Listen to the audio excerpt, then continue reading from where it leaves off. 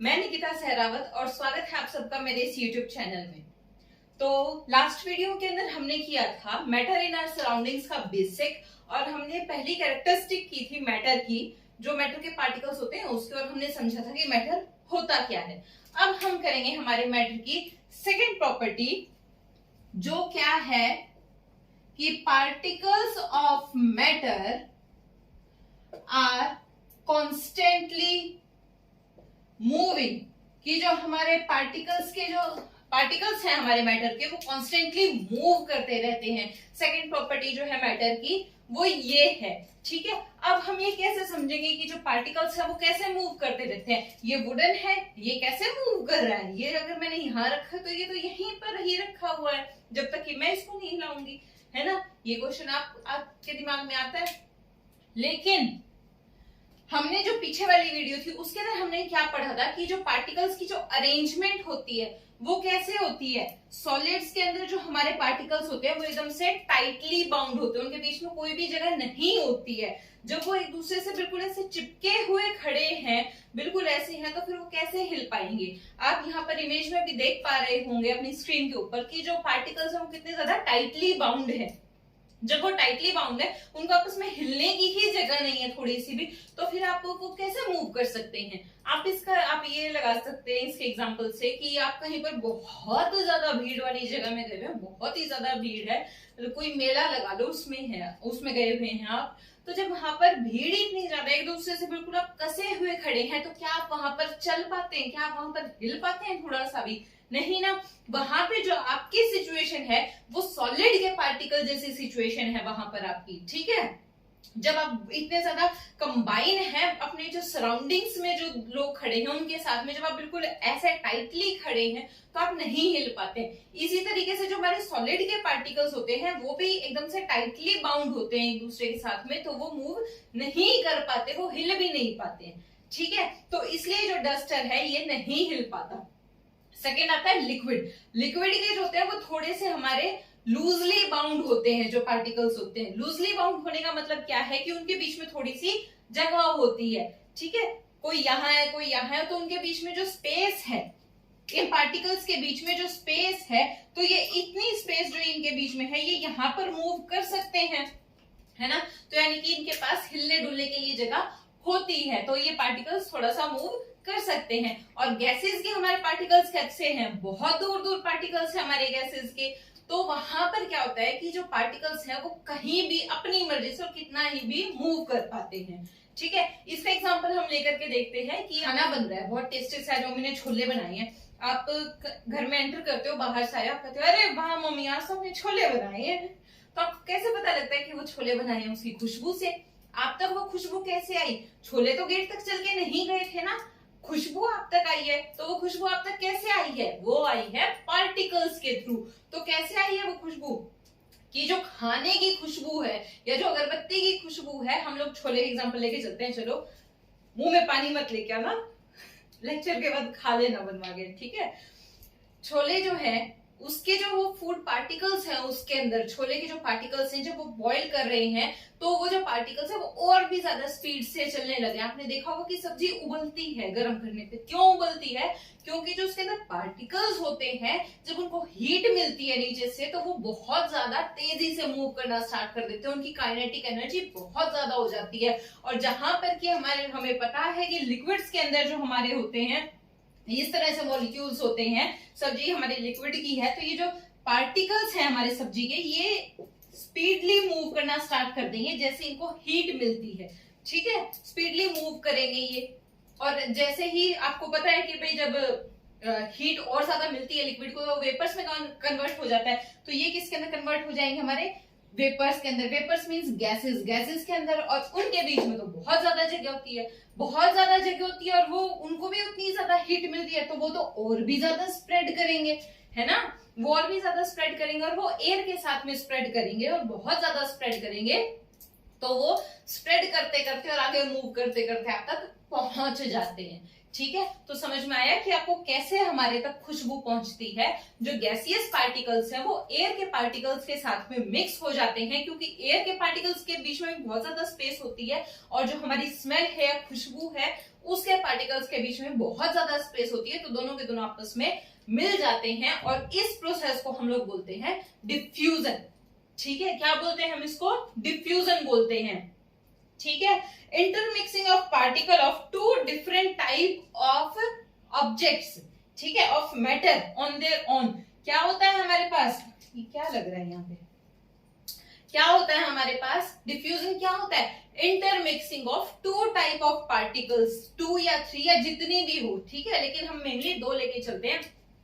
यहाँ पर हमने ली है खुशबू की जो हमारे छोले की आ रही है और साथ में एयर की। जब इन दोनों के पार्टिकल्स की मिक्सिंग होती है अपने आप, हमने नहीं कराई है, हमने नहीं उसकी खुशबू को यूं भेजा, वो अपने आप गई है एयर के साथ में मिक्स होकर, तो उसको क्या बोलते हैं हम लोग? डिफ्यूजन। वो क्या हो जाता है? डिफ्यूजन होता है। ठीक है, समझ में आया आपको? तो पार्टिकल्स जो होते हैं वो कॉन्स्टेंटली मूव करते रहते हैं, जो हमारे मैटर होते हैं उसके कैसे मूव करते रहते हैं। आपने एग्जांपल देखा है, अगरबत्ती का एग्जांपल देखा है, खाने का एग्जांपल देखा है। अच्छा, जो हमने लास्ट के अंदर एक एक्टिविटी की थी नमक की और पानी की, उसके अंदर क्या था? उसके अंदर भी तो यही था कि जो नमक के पार्टिकल्स थे और जो पानी के पार्टिकल्स थे वो आपस में मिल गए, घुल गए, डिफ्यूजन हो गया उनका। ठीक है, अपने आप हुआ, मैंने नहीं कराया, मैंने जिस नमक डाल के छोड़ दिया था वो अपने आप उसके अंदर घुल मिल गया था, तो वो क्या हुआ? अपने आप हुआ है, मैंने नहीं कराया। वो इंटरमिक्सिंग ऑन देयर ओन हुई है, तो वो भी क्या है? डिफ्यूजन है। ठीक है, तो डिफ्यूजन कैसे कैसे होता है? लिक्विड से लिक्विड के अंदर होता है डिफ्यूजन, लिक्विड से गैसेस के अंदर होता है डिफ्यूजन, है ना, गैसेस से गैसेस के अंदर होता है डिफ्यूजन, और सॉलिड्स एंड लिक्विड्स के बीच में होता है डिफ्यूजन। ठीक है, 2 गैस है, मान लो एक ऑक्सीजन है, कार्बन डाइऑक्साइड है, वो भी तो दोनों आपस में मिक्स होती हैं, अपने आप ही होती है ना, तभी तो हमें एयर मिलती है ना, तभी तो हम लोग ब्रीथ करते हैं। समझ में आया आपको कि ऑक्सीजन के जो पार्टिकल्स है वो भी मिक्स करते हैं, कार्बन डाइऑक्साइड और जो ऑक्सीजन है वो दोनों की दोनों जो है वो हमारे वाटर के अंदर भी प्रेजेंट होती। तो जो ऑक्सीजन और कार्बन डाइऑक्साइड है ये हमारे एक्वेटिक एनिमल्स के लिए भी बहुत ज्यादा जरूरी गैसेस हैं। क्यों? क्योंकि जो डिसॉल्व ऑक्सीजन होती है हमारे वाटर के अंदर उसके थ्रू ही जो हमारे एक्वेटिक एनिमल्स हैं, जस्ट लाइक फिशेस हैं, स्टारफिश हैं, और जितने भी वेल्स, शार्क्स, जितने भी हमारे एक्वेटिक एनिमल्स हैं छोटे बड़े, वो सब के सब इसी के थ्रू ऑक्सीजन लेते हैं, उसी के थ्रू वो जिंदा रहते हैं, जो हमारी डिसॉल्व ऑक्सीजन होती है। ठीक है, क्लियर? समझ में आई आपको डिफ्यूजन की बात? अच्छा, और दूसरी चीज आपने क्या देखी यहाँ पर कि जैसे ही हम पार्टिकल्स को हीट करते हैं या हम किसी भी चीज को हीट प्रोवाइड करते हैं तो उसकी काइनेटिक एनर्जी बहुत ज्यादा बढ़ जाती है ना। हमने हीट दी तो पार्टिकल्स जो है उनके अंदर गर्मी आई, पहले वो पार्टिकल्स ऐसे ऐसे ऐसे मूव कर रहे थे, जैसे ही हमने उनको हीट दिया वो ऐसे ऐसे मूव करने लग गए हैं। ठीक है, उनकी स्पीड बढ़ गई है, वो काइनेटिक एनर्जी बढ़ गई है, वो स्पीड उनकी बढ़ गई है, तो इसका मतलब क्या है कि डिफ्यूजन भी और ज्यादा तेजी से होगा हीटिंग के ऊपर। ठीक है, यहां से आपको समझ में आई? तो यहां से आपको एक बात और पता लगी कि जो हमारा डिफ्यूजन है या जो हमारा मैटर है, जो इसकी वो किस चीज के ऊपर डिपेंड करता है? वो टेम्परेचर के ऊपर भी डिपेंड करता है। ठीक है, जो हमारा डिफ्यूजन है वो टेम्परेचर के ऊपर भी डिपेंड करता है। तो अब हम लोग चलते हैं इसकी थर्ड कैरेक्टरिस्टिक की तरफ। थर्ड कैरेक्टरिस्टिक इसकी क्या है कि पार्टिकल जो है हमारे एक मॉलिक्यूल के या मैटर के, वो एक दूसरे को अट्रैक्ट करते हैं। पार्टिकल्स जो हैं वो एक दूसरे को अट्रैक्ट करते हैं। क्या है कि particles of matter attract each other, वो क्या करते हैं? एक दूसरे को अट्रैक्ट करते हैं। तो कैसे अट्रैक्ट करते हैं वो पार्टिकल्स एक दूसरे को? आप एक आयरन की नेल लो, जो कील होती है हमारी, आप उसको लो, ठीक है, आप उसको हैमर के साथ में मारो, क्या वो टूट जाएगी? आपने उसको एक बार मारा, क्या वो टूटी? नहीं टूटी। 2 बार मारा, 3 बार मारा, 4 बार मारा, क्या वो टूटी? नहीं टूटी। हो सकता है कि आपने जितना ज्यादा फोर्स लगाया उसके हिसाब से उसकी थोड़ी सी शेप चेंज हो गई, लेकिन वो ब्रेक नहीं की। क्यों? क्योंकि वो एक सॉलिड है, और सॉलिड भी कैसा है? उसने अपनी शेप चेंज नहीं की, उसने अपना ब्रेक नहीं किया, क्योंकि जो से पार्टिकल्स हैं वो एक दूसरे के साथ में बहुत ज्यादा टाइटली बाउंड है। तो इनके दोनों के बीच में जो फोर्स है वो बहुत ज्यादा है। इन्होंने अपने आप को बहुत ज्यादा फोर्स के साथ में अटैच कर रखा है, बिल्कुल ऐसे अटैच कर रखा है। इसको बहुत ही इजीली तरीके से आप ऐसे समझ सकते हो कि आप लोग 4 दोस्त खड़े हो, ठीक है, चारों के चारों ऐसे एक दूसरे के हाथ में हाथ, कमर में हाथ डाल के खड़े हो, ठीक है, एकदम से टाइटली, आपके बीच में कोई भी स्पेस नहीं है, चारों के बीच में। कोई सामने से आता है और आपको वो आपके हाथ पे वो मारता है, ठीक है, या आपको वो पुश करता है, मतलब कि जो आपकी वो चेन है उसको तोड़ने की कोशिश करता है, क्या वो तोड़ पाएगा? First condition. सेकंड कंडीशन, आप लोग थोड़े थोड़े से लूजली खड़े हो जाओ, ठीक है, थोड़े थोड़े से लूज खड़े हो जाओ, जैसे कि यहाँ पे हो, दूसरे ने यहाँ पर हाथ पकड़ लिया, तीसरे ने यहाँ पर हाथ पकड़ लिया, ठीक है। अब सामने से कोई आएगा आपको तोड़ने के लिए। तीसरी कंडीशन है, आप लोग ऐसे खड़े हो जाओ इतनी दूर दूर हाथ पकड़ के, अब सामने से कोई तोड़ने के लिए आएगा आपको। तो ये तीन सिचुएशन है, इन तीनों में आपको क्या लगता है कि सबसे पहले हाथ किसका छूटेगा, कौन सी कंडीशन में छूटेगा? थर्ड वाली में छूटेगा। क्यों छूटेगा थर्ड वाली में? क्योंकि आप लोग दूर दूर खड़े हो, तो आपका जो फोर्स है दोनों के बीच में, जो आपने फोर्स लगा रखा है वो लूज हो गया है, ठीक है, वो उतना ज्यादा स्ट्रॉन्गर नहीं रहा, क्योंकि आप दोनों के बीच में डिस्टेंस जो है वो ज्यादा हो गया। तो कोई सामने से आएगा, वो आपके दोनों के हाथ पे मारेगा और इधर से वो निकल जाएगा, आपकी तो चेन टूट जाएगी। और इसी तरीके से अगर आप ऐसे खड़े हो तो कंपैरेटिवली उसको थोड़ा सा ज्यादा जोर लगाना पड़ेगा। और अगर आप लोग बिल्कुल ऐसे खड़े हो एक दूसरे के साथ बिल्कुल चिपक के, आपके बीच में कोई जगह नहीं है, तो वहां पर जो सामने वाला है उसको आपको तोड़ने में बहुत ज्यादा मुश्किल हो जाएगी, ठीक है। तो यहां से आपको समझ में आया कि फोर्स ऑफ जो अट्रैक्शन है वो कैसे पार्टिकल्स एक दूसरे को अट्रैक्ट करते हैं। छोटा सा बहुत ही बेसिक सा, आप लोग बचपन से ये कहानी सुनते हुए आ रहे हो, मैं आपको इसके थ्रू भी बता देती हूँ कि हम सुनते थे एक लकड़ी का बंडल है, ठीक है, उसको तोड़ना बहुत ज्यादा मुश्किल होता है, बजाय कि अगर आप उस बंडल के 2-3 टुकड़े कर दो अलग अलग, जिसके अंदर 5-5, 7-7 लकड़ियां हैं, ठीक है, उनको तोड़ना पूरे बंडल के कंपैरेटिवली इजियर हो जाएगा। और अगर आप उन दूसरे वाले बंडल को भी तोड़ के एक एक अगर लकड़ी रख देते हो तो उनको तोड़ना और भी ज्यादा इजी हो जाएगा। क्यों हो जाएगा? क्योंकि जो आपका पूरा का पूरा बंडल है उसके अंदर जो अट्रैक्शन है फोर्सेस की, वो जो पूरी की पूरी, हम ये कहानी पढ़ते थे, एकता में बल है, ठीक है। तो हम उनको पार्टिकल्स लेकर के चलते हैं उन लकड़ियों को, कि वो जो पार्टिकल्स है वो एक दूसरे के साथ में इतना ज्यादा टाइटली बाउंड है, वो एक दूसरे के साथ में इतने अच्छे से मिले हुए हैं, घुले हुए हैं, कि उनको तोड़ना बहुत ज्यादा मुश्किल है। उसको हम मानते हैं सॉलिड्स। जब हमने उसका पार्ट कर दिया तो वो थोड़े से कम हो गए हैं, उनका फोर्स थोड़ा कम हो गया, जो कि है हमारे लिक्विड्स, तो उनको तोड़ना और इजी होता है। और जब वो बिल्कुल अकेली हो गई है तो यानी कि उसका जो फोर्स ऑफ अट्रैक्शन है बाकियों के साथ में बहुत ही ज्यादा कम हो गया है, यानी कि वो है गैसेस, तो उनको तोड़ना बहुत ज्यादा आसान हो जाता है, ठीक है। तो यहां से आपको समझ में आया कि जो फोर्स ऑफ अट्रैक्शन है वो सॉलिड्स में सबसे ज्यादा होती है, सेकंड हमारे पास आती है लिक्विड्स, और जो लास्ट होता है वो होता है हमारा गैसियस। गैसियस के अंदर सबसे कम अट्रैक्शन होती है फोर्सेस की, ठीक है। यही वो एग्जांपल है जो मैं आपको बता रही थी कि नेल वाला, वो सॉलिड है, उसके पार्टिकल्स इतने ज्यादा मजबूती के साथ में जुड़े हुए हैं आपस में कि आप उसको मारोगे, वो पार्ट हो सकता है उसकी शेप चेंज हो जाए, लेकिन उसके पार्टिकल्स अलग अलग नहीं होंगे। इसी तरीके से अगर आप लोग कोई चौक ले लेते हो, ठीक है तो वो भी सॉलिड ही, लेकिन अगर आप उसको मारते हो या उसको कट करते हो तो वो पार्टिकल्स जो है वो अलग हो जाते हैं, ठीक है, वो कट हो जाएगा, क्योंकि वहां पर हमें फोर्स ऑफ फोर्स की कम जरूरत पड़ेगी। सॉलिड्स जो है ऐसी बात नहीं है कि इनके अंदर भी डिफरेंट डिफरेंट काइंड का होता है, किसी के अंदर बहुत ज्यादा फोर्स ऑफ अट्रैक्शन होता है, किसी के अंदर कम होता है, ठीक है। ओके, वो हमारे फोर्स के ऊपर डिपेंड करता है कि हम कितना फोर्स लगा रहे हैं। Okay done. अब हम लोग पढ़ेंगे स्टेट्स ऑफ मैटर के बारे में। इस पूरे चैप्टर में हम लोग स्टेट्स ऑफ मैटर ही पढ़ रहे थे अभी तक। मैं आपको साथ ही साथ में यही करा रही थी कि स्टेट ऑफ मैटर कौन से होते हैं। पहला होता है solid, then liquid and then gaseous. ये हमारे 3 स्टेट्स ऑफ मैटर होते हैं, लेकिन अब हम यहाँ पर इनके डिफरेंसेस और इनकी प्रॉपर्टीज के बारे में पढ़ेंगे कि वो कैसे कैसे होते हैं, और हम उसको मैटर के फॉर्म में पढ़ेंगे, ठीक है। सॉलिड, लिक्विड, गैसेस आपने पहले अपनी जूनियर क्लासेस के अंदर भी पढ़ा है। तो यहाँ पर हम लोग देखते हैं सॉलिड्स के बारे में। सबसे पहले सॉलिड्स हमारे कौन से होते हैं, हमने जस्ट अभी अभी पढ़ा है कि जिनके बीच में जो फोर्स ऑफ अट्रैक्शन है वो ज्यादा होता है। Force of attraction between particles of matter is highest, सबसे ज्यादा होता है, ठीक है। ओके, समझ में आया। सेकंड, हमने पहली प्रॉपर्टी कौन सी पढ़ी थी मैटर की, कौन सी पढ़ी थी, स्पेस बिटवीन द पार्टिकल्स, ठीक है। तो क्या आ जाएगा, space between particles of matter is very negligible, कि बहुत ही नाम मात्र स्पेस होता है, ठीक है। हमने पढ़ा था ना कि जो स्पेस है एट इसके बीच में, सॉलिड्स के बीच में बहुत ही ज्यादा कम होता है। तीसरा, हम लोग बचपन से पढ़ते आ रहे हैं, क्या होता है जब पार्टिकल्स जो है वो बहुत ही अच्छे से आपस में मिक्स, उनकी एक फिक्स शेप है, ठीक है। तो क्या है, फिक्स शेप, और जब फिक्स शेप भी फिक्स है तो उनकी क्या है, वॉल्यूम भी फिक्स है। ऐसा तो नहीं है कि भैया डस्टर है इसकी शेप तो फिक्स है लेकिन कभी तो ये चौड़ा हो रहा है कभी भिड़ा है, ऐसा तो नहीं होता ना। शेप फिक्स है तो वॉल्यूम ऑटोमेटिकली इसकी फिक्स है, ठीक है। अच्छा, अभी इसके जो पार्टिकल्स हैं वो इतने ज्यादा टाइटली बाउंड हैं आपस के अंदर, इनका फोर्स ऑफ अट्रैक्शन इतना ज्यादा है, तो क्या हम इनको कंप्रेस कर सकते हैं? जब हम इनकी शेप भी फिक्स है तो क्या हम इनको कंप्रेस कर सकते हैं? क्या ये फ्लेक्सिबल है?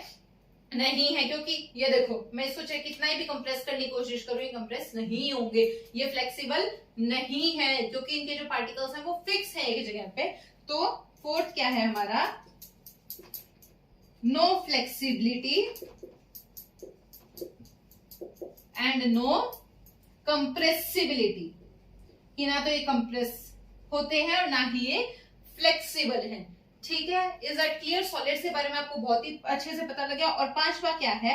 Diffusion take place. या आपको इस पर डिफ्यूजन का लिखने की जरूरत नहीं है, अगर आपसे कंपैरिजन में पूछ लिया जाता है 1 नंबर में या अगर 4 नंबर में तो आपको एक्सप्लेन करना पड़ेगा। अगर 1 नंबर में पूछते हैं तो आपको सिंपल सा ये कहना है कि सॉलिड्स के अंदर जो डिफ्यूजन है वो सबसे कम होता है। सबसे कम क्यों होता है? क्योंकि इसके पार्टिकल्स के बीच में इतनी जगह नहीं होती इसके बीच में काइनेटिक एनर्जी के लिए, तो फिर वो डिफ्यूज कैसे होएगा, ठीक है। जब मूवमेंट के लिए जगह नहीं होती तो फिर वो डिफ्यूज कैसे होएगा?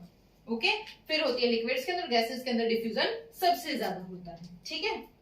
नेक्स्ट हमारे पास आ जाता है, अच्छा अब आप लोग बोलोगे कि आपने तो बोल दिया कि शेप भी फिक्स है और वॉल्यूम भी फिक्स है, लेकिन जब हम नमक लेते हैं उसको हम जिस भी जार में डालते हैं उसके अंदर तो वो उसी जार की शेप ले लेता है। बेशक से जार की शेप ले लेता है क्योंकि हम उसको उस कंटेनर के अंदर डाल रहे हैं, लेकिन अगर हम इंडिविजुअल नमक को या चीनी को अगर हम निकाल के देखेंगे तो उसके एक एक पीस की शेप बिल्कुल वही रहेगी जो उसकी होती है। कंटेनर में डालने के बाद उस पार्टिकल की शेप चेंज नहीं होगी, इसलिए वो सॉलिड्स के अंदर आते हैं और इसीलिए ये शेप चेंज नहीं करते, ऐसा बोला जाता है, ठीक है।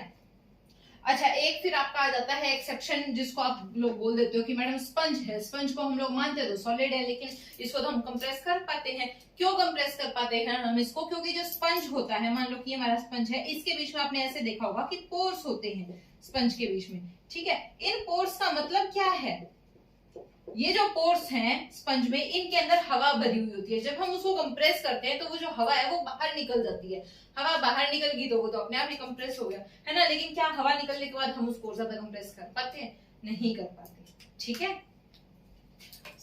सेकंड हमारे पास आ जाए, सॉलिड्स हमारा कंप्लीट हो गया है यहाँ पे। नेक्स्ट आ जाता है हमारे पास लिक्विड्स। मैंने आपको इस पर डिफ्यूजन भी बता दी है, इसकी कंप्रेसिबिलिटी भी बता दी है, इसकी फ्लेक्सिबिलिटी भी बता दी है, सारी चीजें बता दी है। अब हम लोग पढ़ेंगे लिक्विड्स के ऊपर। तो हमारे लिक्विड्स जो होते हैं वो कैसे होते हैं? लिक्विड्स आपने पढ़ा है, हमेशा से ही पढ़ते आ रहे हो, शेप फिक्स नहीं होती है इनकी। लिक्विड्स की कोई शेप नहीं होती। नदी में चला तो नदी की, उसमें बोतल में भर दिया तो बोतल की शेप में पानी। ऐसा नहीं है कि आप बोतल में से पानी को निकाल रहे हो और उसके कण देख रहे हो कि वही है, नहीं, ऐसा नहीं होता है। जैसे कि आप नमक और चीनी के बारे में बोल रहे हो, वैसा नहीं होता है, ठीक है। तो इसलिए जो हम बोलते हैं कि लिक्विड की शेप फिक्स नहीं होती, जिस कंटेनर में डालो उसी की शेप ले लेता है। सेकंड, शेप फिक्स नहीं होती, लेकिन वॉल्यूम तो इसकी फिक्स होती ही है ना। अगर हमने 1 लीटर पानी बोतल में डाला है, चाहे हम उसको ग्लास में निकालें, चाहे हम उसको जग में निकालें, चाहे हम उसको लोटे में निकालें, चाहे हम उसको पतीले में निकालें, चाहे हम उसको ऐसे गिरा दें, वो रहेगा 1 लीटर ही, ठीक है। तो यानी कि जो वॉल्यूम है लिक्विड्स की वो फिक्स रहती है। Third, compressibility. लिक्विड्स जो होते हैं वो कुछ हद तक कंप्रेसिबल होते हैं, कुछ हद तक, मतलब कि हम उनको कुछ जगह तक हम उनको कंप्रेस कर सकते हैं। कैसे कर सकते हैं? वही सेम रीजन है, क्योंकि जो पार्टिकल्स हैं उनके बीच में थोड़ी जगह होती है पार्टिकल्स के बीच में। तो जब हम इनको कंप्रेस करेंगे, जब हम इनके ऊपर प्रेशर लगाते हैं तो ये पार्टिकल्स एक दूसरे के और नजदीक आ जाएंगे, जिसकी वजह से कि ये कंप्रेसिबल हो जाते हैं लिक्विड्स, ठीक है। फोर्थ आ जाता है फ्लेक्सिबिलिटी। क्या ये फ्लेक्सिबल है? बिल्कुल फ्लेक्सिबल है। आप इनको जहां डालो, जैसे डालो, जिस शेप में डालो, जिस वॉल्यूम के अंदर डालो, जहां डालो, ये वहीं पर एडजस्ट हो जाते हैं, ठीक है। तो हमारे लिक्विड्स जो होते हैं वो फ्लेक्सिबल भी होते हैं, ठीक है। आपको लिक्विड्स के बारे में समझ में आया कि फ्लेक्सिबल होते हैं, कंप्रेसिबल होते हैं, शेप उनकी फिक्स नहीं होती लेकिन वॉल्यूम उनकी फिक्स होती है। पांचवा पॉइंट क्या है इसका? कि डिफ्यूजन जो होता है वो टेक प्लेस करता है, ठीक है। डिफ्यूजन होता है इनके अंदर, सॉलिड से ज्यादा जल्दी हो जाता है डिफ्यूजन लिक्विड्स के अंदर, ठीक है। एग्जांपल आप डिफ्यूजन का देख सकते हो, इंक इन वाटर, या फिर सॉल्ट इन वाटर, या फिर शुगर इन वाटर। ये सॉरी, इंक इन वाटर ही रहेगा, डिफ्यूजन का वाटर के अंदर, ठीक है, लिक्विड्स के अंदर। जो सॉल्ट इन वाटर या जो शुगर इन वाटर है वो हो जाएगा सॉलिड और लिक्विड के बीच का डिफ्यूजन, ठीक है। अच्छा, आप इस चीज के अंदर एक और एक्सपेरिमेंट करके देख सकते हो। आप लोग 2 ग्लास लेना, ठीक है, दोनों में पानी लेना बराबर बराबर मात्रा में, ठीक है। एक में आप डालना इंक और एक में डाल देना हनी, ठीक है। इंक तो है हमारा लिक्विड और हनी क्या है हमारा, ये हमारा ना तो सॉलिड है ना लिक्विड है, ये बीच का है, ठीक है ना। इसको हम हनी डालेंगे। आपको ये ऑब्जर्व करना है कि दोनों बीकर्स के अंदर क्या, दोनों ग्लासेस के अंदर क्या फर्क आता है, ठीक है। इसके अंदर जो हमने इंक डाली है वाटर के अंदर, कितनी देर में डिसॉल्व होती है, कैसे डिसॉल्व होती है, ठीक है, टाइम कितना लेती है, सारी चीजें आपको नोट करनी है। और वॉल्यूम चेंज होती है नहीं होती ये नोट करना है। और दूसरा, जब आप हनी ऐड कर रहे हो तो इसका भी आपने सेम के सेम लेना है। और आप मेरे को कमेंट करके जरूर बताना कि जब आपने ये प्रोसेस किया, ये एक्टिविटी की, तो आपका रिजल्ट क्या आया, ठीक है। ये है हमारा डिफ्यूजन।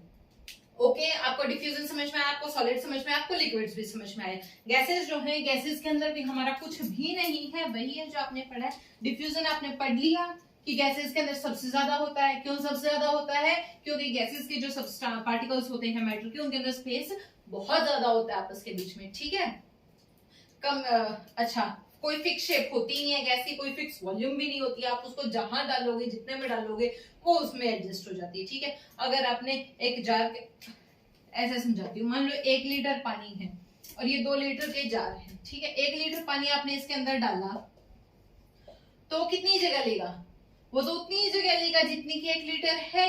अगर इसकी यहाँ तक हाइट 1 लीटर है तो ये तो इतनी जगह लेगा, यहाँ तक पानी आ जाएगा। लेकिन ये 2 लीटर का जार है और ये बंद है, आपने इसके अंदर गैस डाली है, कोई भी गैस डाल दिया, तो वो गैस इस पूरे बीकर के अंदर आ जाएगी। वो ये नहीं देखेगी कि भी तू 1 लीटर गैस है तो तेरे को 1 लीटर में ही आना है, वो पूरे के अंदर फैल जाएगी। तो यानी कि गैस की कोई फिक्स वॉल्यूम भी नहीं होती है, कोई फिक्स शेप नहीं होती है, हाईली कंप्रेसिबल होती है। ये पूरे के अंदर फैलेगी, आप इसके ऊपर प्रेशर लगाओ, इसको कंप्रेस करो, कंप्रेस होते होते ये 1 लीटर है तो ये 1 लीटर के अंदर ही पूरी की पूरी आ जाएगी, ठीक है। तो ये हाईली कंप्रेसिबल होती है। और फ्लेक्सिबल तो आपको देख ही रहे हो कि 2 लीटर वाले में डाली तो उसके अंदर फैलेगी सारी, 4 वाले में डालोगे उसमें फैल जाएगी, ठीक है। समझ में आया, कंप्रेसिबल भी है, फ्लेक्सिबल भी है, फिक्स शेप भी नहीं है, फिक्स वॉल्यूम भी नहीं है, ठीक है। ओके, और एक, हाँ, ये जो हमारे एलपीजी यूज होता है सिलेंडर घरों के अंदर, आप वो देख सकते हो, वो क्या है, वो गैस ही तो है जो हमने कंप्रेस कर रखी है, ठीक है। जो कंप्रेस्ड एलपीजी की फुल फॉर्म क्या है, लिक्विफाइड पेट्रोलियम गैस, यानी कि गैस है लेकिन उसको क्या कर रखा है, लिक्विफाई कर रखा है, उसको लिक्विड फॉर्म के अंदर हमने कन्वर्ट कर रखा है, लिक्विफाई कर रखा है। कैसे कर रखा है, उसके ऊपर प्रेशर डाल करके, उसको लिक्विफाई करके, उसको कंप्रेस करके, ठीक है। तो वो सिलेंडर के अंदर आ गई। दूसरी होती है हमारी सीएनजी, जो कि हम व्हीकल्स के अंदर यूज करते हैं, कंप्रेस्ड नेचुरल गैस। इस गैस को भी हमने क्या किया, कंप्रेस किया है, इसको दबाया है और उस सिलेंडर के अंदर फिक्स कर दिया है। तीसरा हमारे पास आते हैं जो हमारे ऑक्सीजन सिलेंडर्स होते हैं, जो हॉस्पिटल्स के अंदर यूज होते हैं। अब तो बहुत ज्यादा फेमस हो रहे हैं, कोरोना के अंदर इनकी बहुत ज्यादा कमी हो गई थी। तो जो ऑक्सीजन सिलेंडर्स होते हैं, क्या ये वो ऑक्सीजन है जो हमारे हवा में है, बिल्कुल है तो वही ऑक्सीजन, लेकिन उसको क्या कर रखा है हमने, लिक्विफाई कर रखा है, उसको कंप्रेस कर करके हमने उसमें सिलेंडर के अंदर फिल कर रखा है, ठीक है। समझ में आया अब आपको, liquid solids gases state of matter समझ में आ गया, कैरेक्टरिस्टिक समझ में आ गई हैं सारी की सारी जो हमारी मैटर की हैं वो। नेक्स्ट वीडियो के अंदर हम लोग क्या करेंगे, melting point, boiling point, diffusion हमने कर लिया है, ठीक है। और जो इस टाइप के sublimation, affect of temperature, affect of pressure, next video के अंदर हम लोग ये पढ़ेंगे।